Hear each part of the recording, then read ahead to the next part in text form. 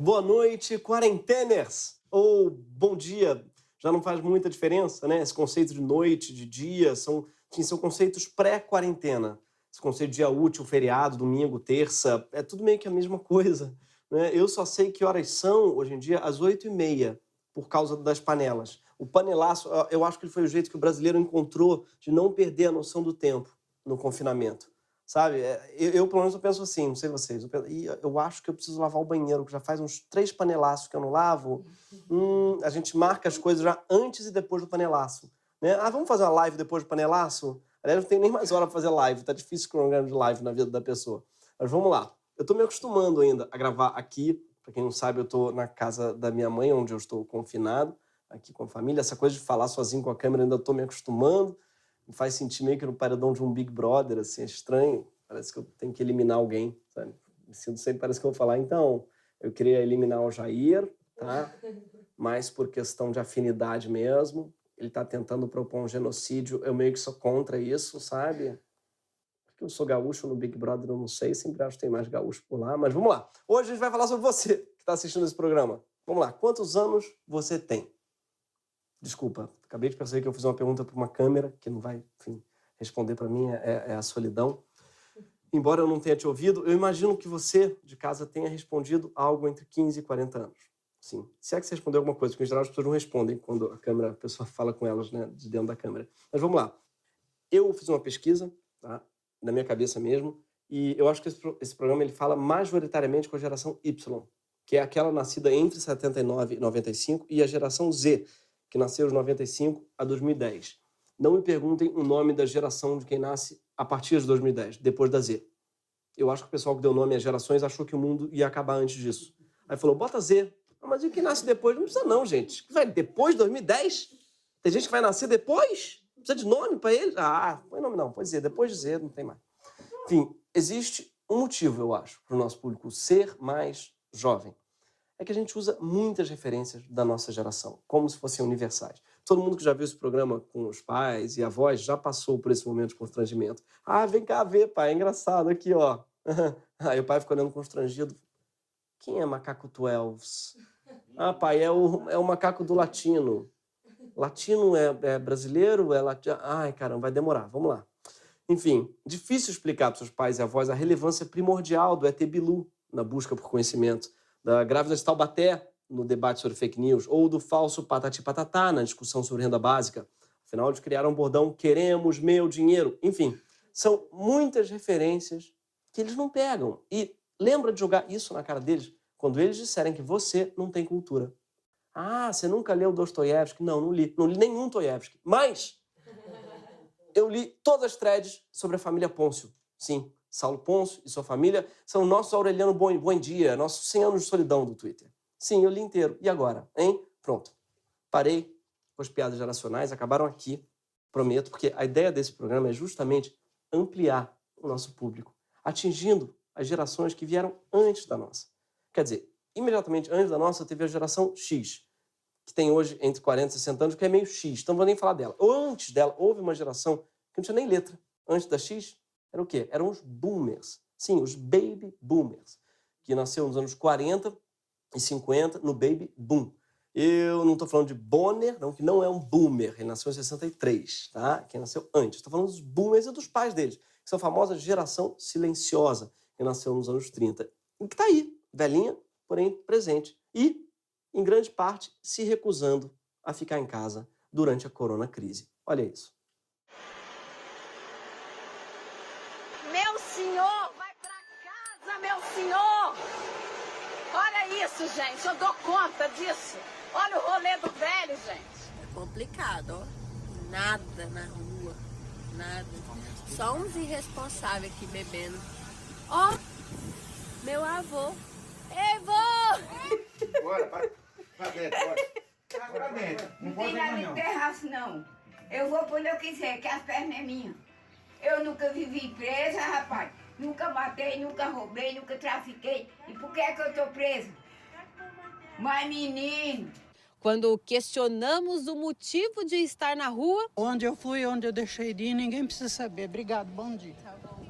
Você vê que a pessoa é mais velha, que ela não quer dizer onde vai.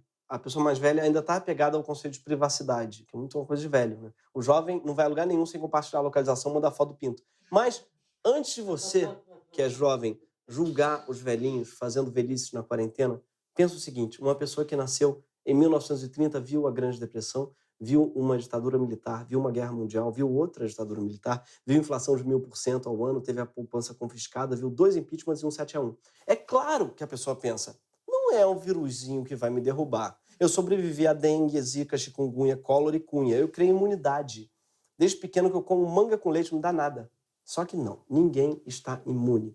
E é por isso que hoje esse programa não vai ser para você, millennial. O programa de hoje vai ser para o seu velho. Pode chamar seu avô, sua avó para ver o Greg News com você. Pode mandar o link para o grupo de velhos da sua família. Pode ir lá que eu espero.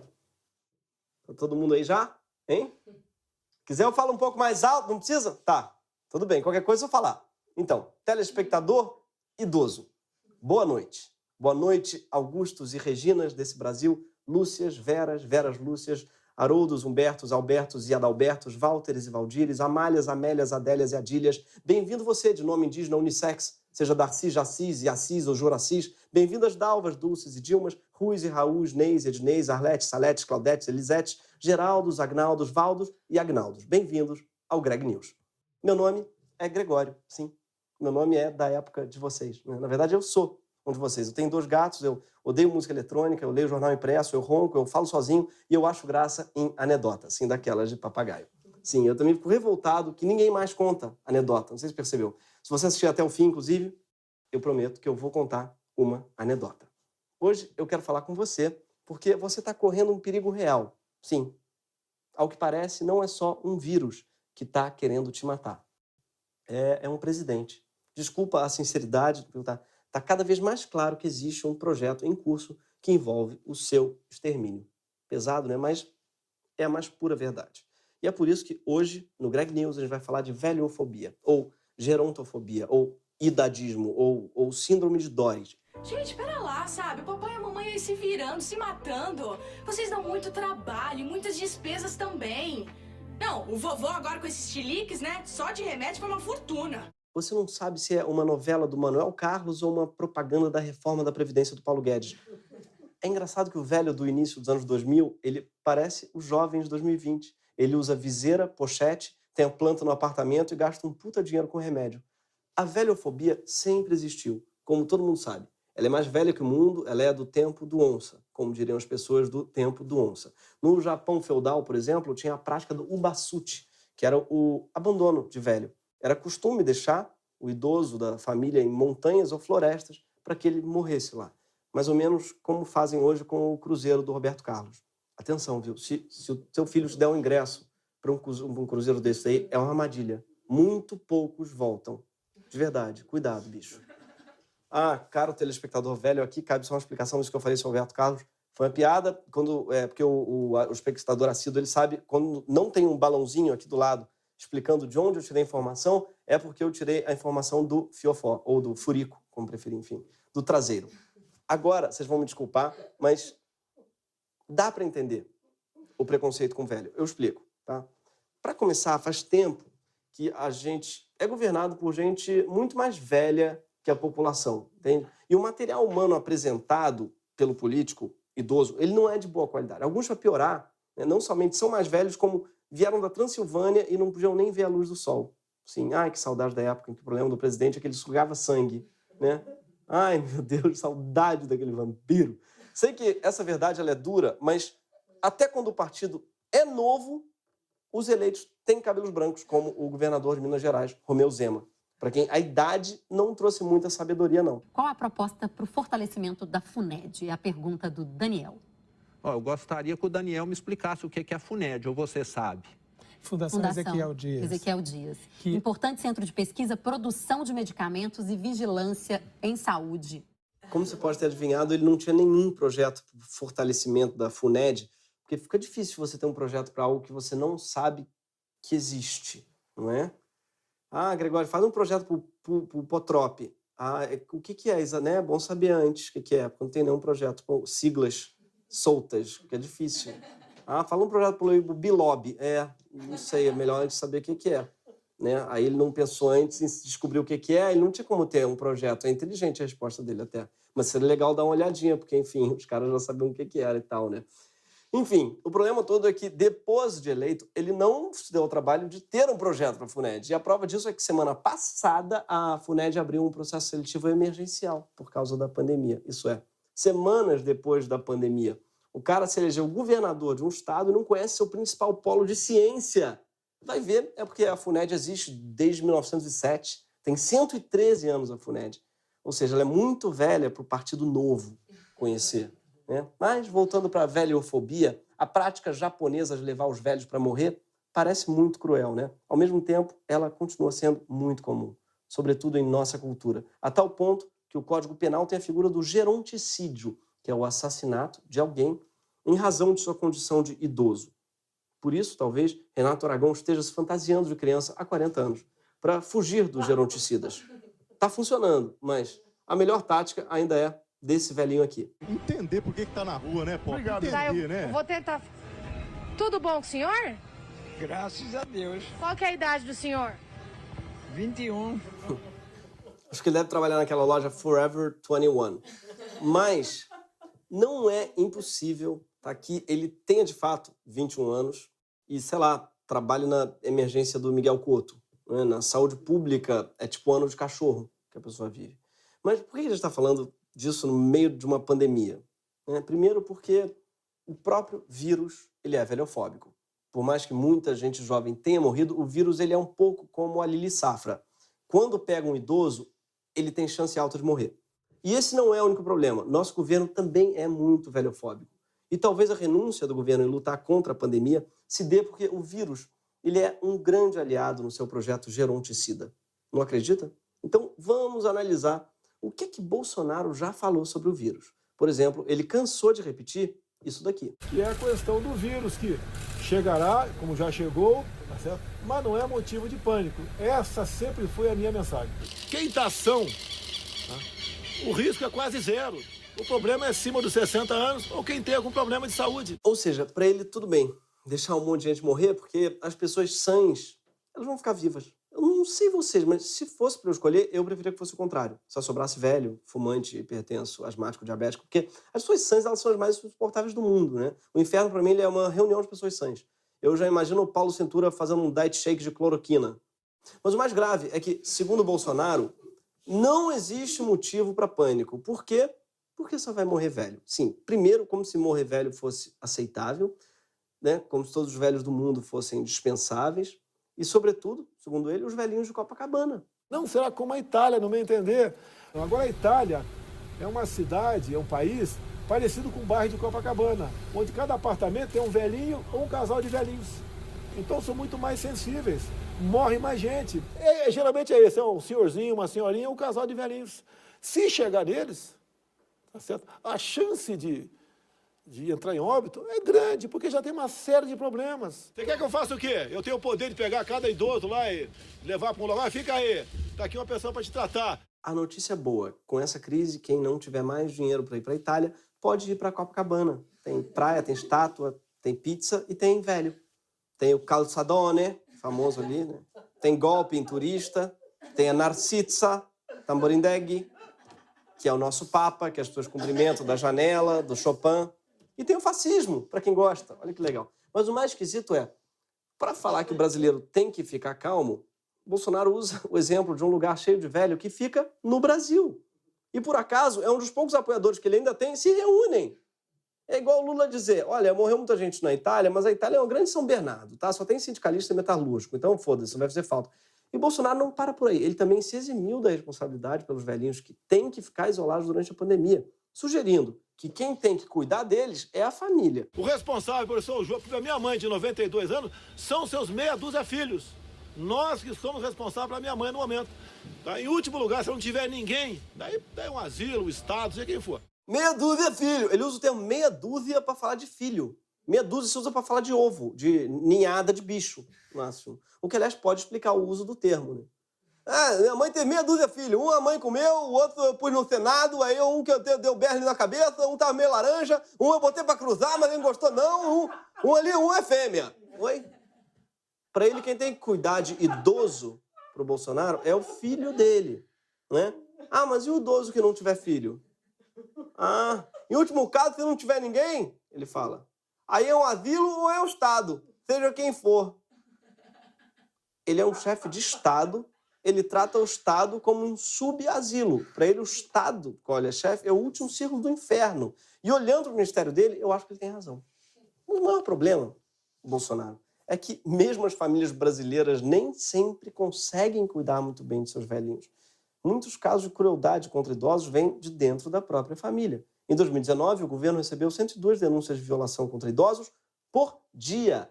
E os principais suspeitos, na maior parte dos casos, são os filhos e netos das vítimas. Será que Bolsonaro sabe disso? Sim, ele sabe, mas ele parece que não se importa com a possibilidade do velho morrer. E a prova disso é que na última terça-feira, o governo autorizou o sepultamento sem atestado de óbito durante a pandemia do Covid, caso não tenha nenhum parente para identificar.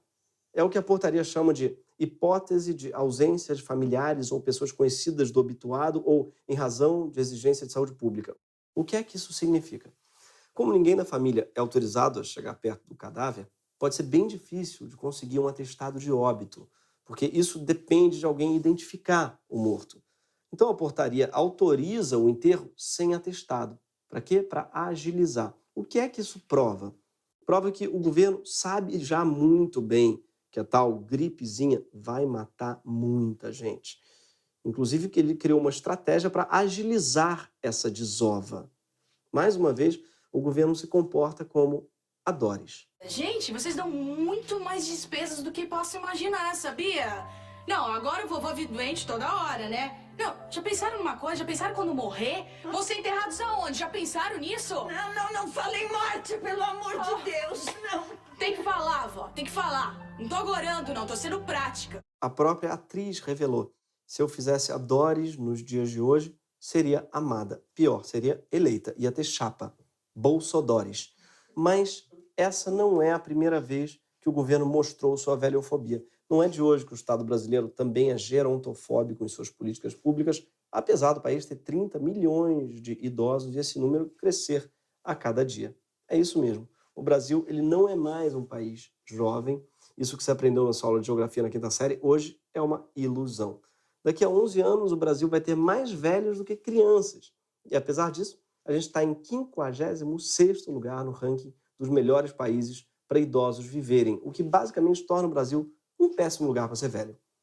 Também não é fácil ser millennial, não, tá? Assim, é muito difícil encontrar um bom avocado orgânico.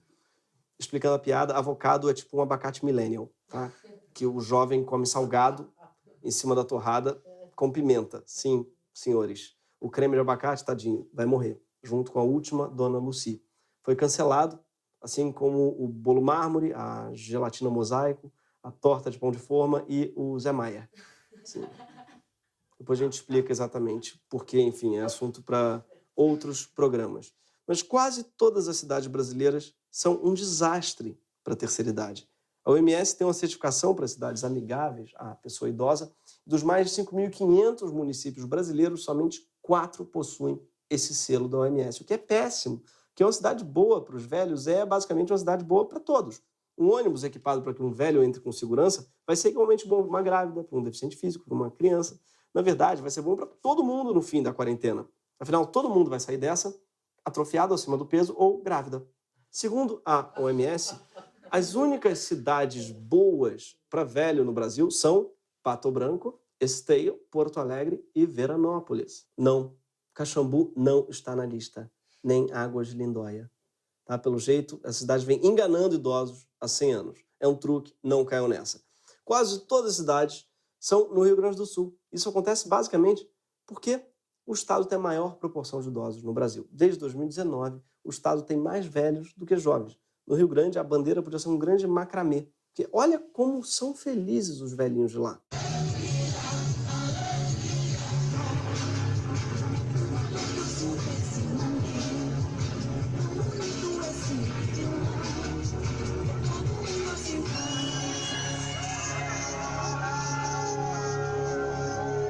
É uma grande micareta idosa. Em vez do araqueto, tem show do paraqueto. Tem o chiclete com banana amassadinha. Asa de ácaro. Banda Eva Vilma. Cláudia Leite de Rosas e o cantor Bisnetinho. Está comprovado pela ciência que nos países onde a velhice é valorizada... Obrigado, mãe. Essa é minha mãe que tá rindo, tá, gente? Tô aqui na casa dela e ela é minha única plateia. Hoje, meu irmão também. Obrigado, gente. Vocês são muito fofos. Então, está comprovado que nos lugares onde a velhice é valorizada, os idosos eles vivem melhor e com mais saúde. Em Paris, por exemplo, a prefeitura ela paga cuidadores para visitarem os idosos todos os dias em casa e ajudar em tarefas como banho, comida, remédio.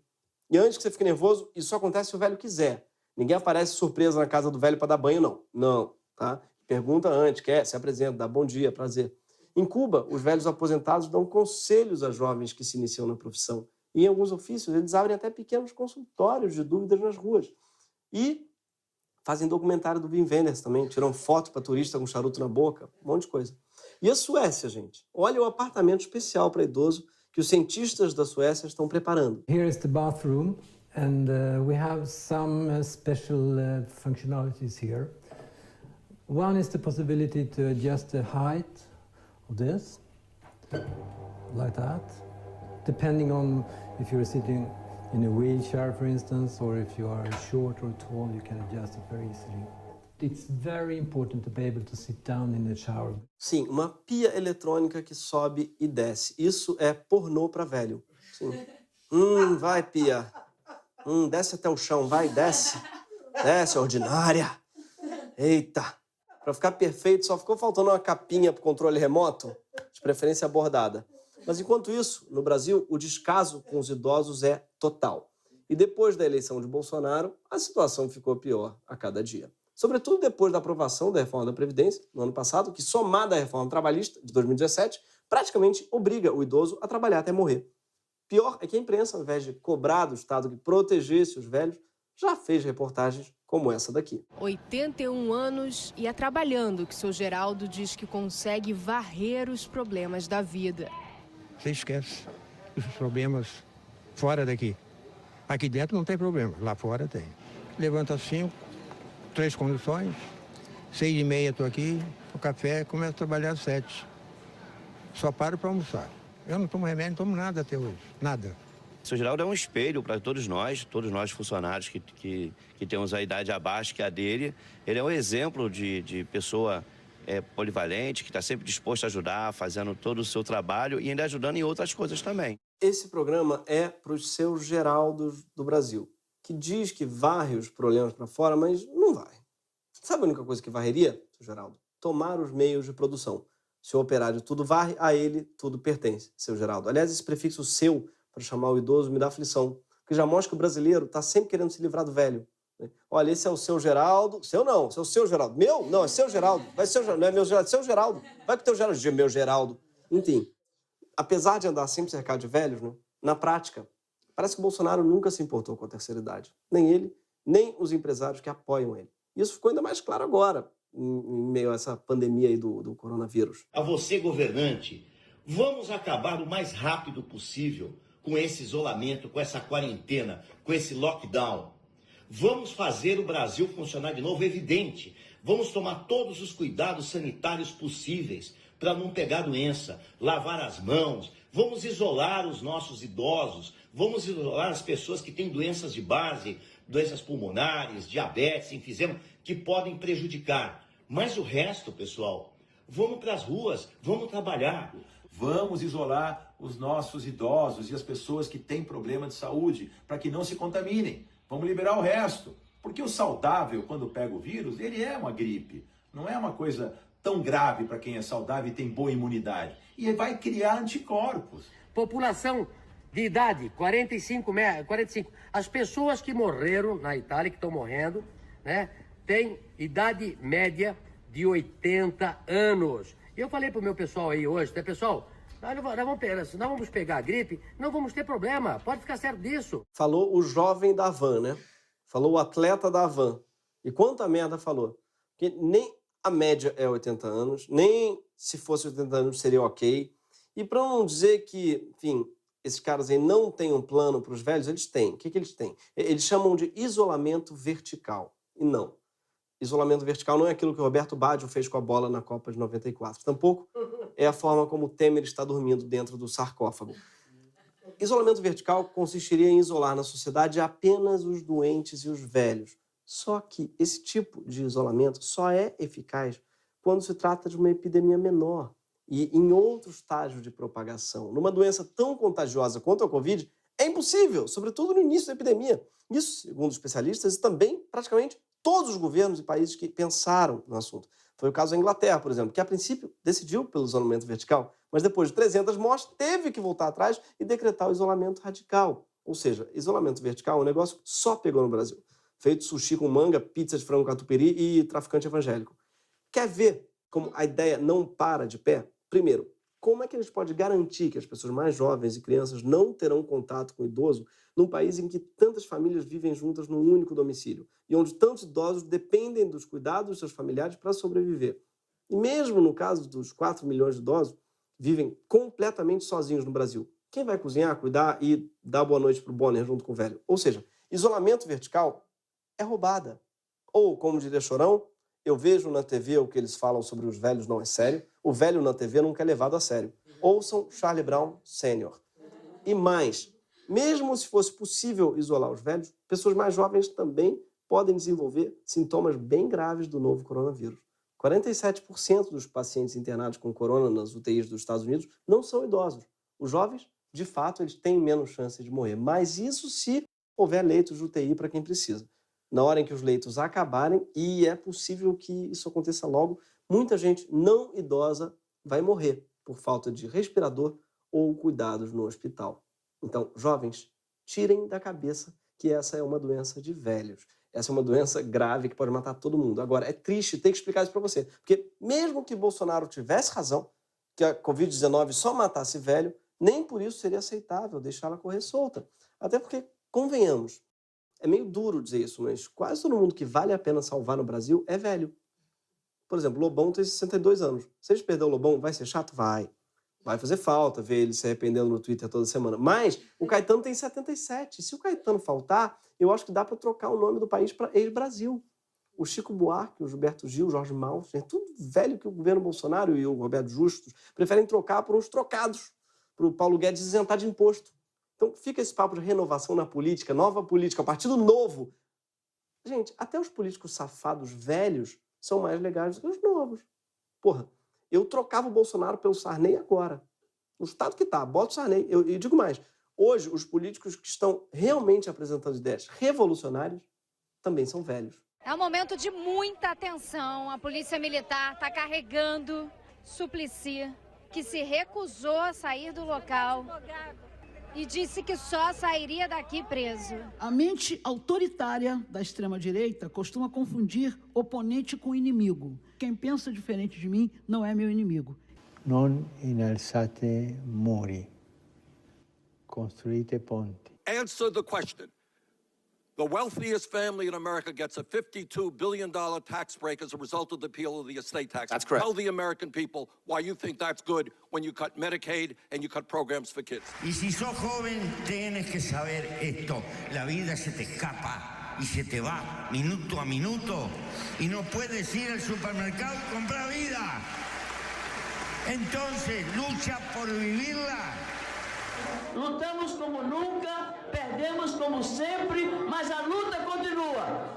Toda menina baiana tem encantos que Deus dá. Toda menina baiana tem jeito que Deus dá. Toda menina baiana tem defeitos também que Deus dá. Pois bem, amigos, inspirados nesses velhos incríveis, nós, do Greg News, queremos fundar o contrário do Partido Novo, o Partido Velho. Sim, no momento em que querem te matar, a gente quer que você mude o Brasil. O futuro é dos velhos. O Partido Velho, ao contrário do Partido Novo, não faz plástica para parecer o que não é. O Partido Velho assume suas posições e suas rugas. Seu governo teria nomes com experiência em várias áreas. O ministro das Relações Exteriores seria o poliglota Joel Santana. Não é nem de esquerda nem de direita, mas é do middle mesmo. E o ministro das Forças Armadas seria, claro, o Nelson Sargento. Zeca Pagodinho, que sempre que bebe num shopping compra um cachorro, o que dá uma média de um cachorro por dia, seria o ministro do Meio Ambiente. Drauzio Varela ficaria com a pasta da Saúde, claro. Ia ter um impasse entre Fernando Montenegro e Paulinho da Viola no Ministério da Elegância, porque um ia sempre ceder a vaga para o outro. Milton Nascimento seria o ministro das Minas e Rita Lee, da Energia. Veríssimo escreveria os discursos presidenciais, Jô Soares na Cultura, Tom Zé na Casa Civil, Elza Soares nos Direitos Humanos, Luísa Trajano na Economia, Zé Trajano no Esporte. Pela renovação na política e, para não morrer de Covid, vote 99, Partido Velho.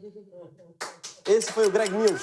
E você que está assistindo hoje pela primeira vez, você velhinho, você idoso, fica com a gente fica aqui toda sexta-feira às 11 horas da noite, só na HBO. Ah, sempre querem saber o número, é 171 na net, 671 na net também, e o resto, enfim, é só ir procurar, é HBO mesmo, pode chamar de HBO, que HBO, enfim, não tem nada a ver, HBO, bem-vindos. Ah, a anedota, você que está assistindo, o mineiro estava no deserto, né, completamente perdido, já morrendo de fome, achou que ia morrer. Quando caiu na areia, ele vê um objeto ali metálico, ele cava, ele encontra uma lâmpada. Ele esfrega na lâmpada e sai um gênio. O gênio da lâmpada fala, você tem direito a 3 pedidos. Algo ele diz, 3 pedidos? 3 pedidos, pode escolher. Ele fala, eu queria um pão de queijo. Aí o gênio dá o pão de queijo para ele. Fala, você tem direito a mais 2 pedidos. Eu queria uma casa bem grande, com piscina e tudo mais. Aí dá uma casa gigante para ele. E o terceiro pedido? Eu queria outro pão de queijo.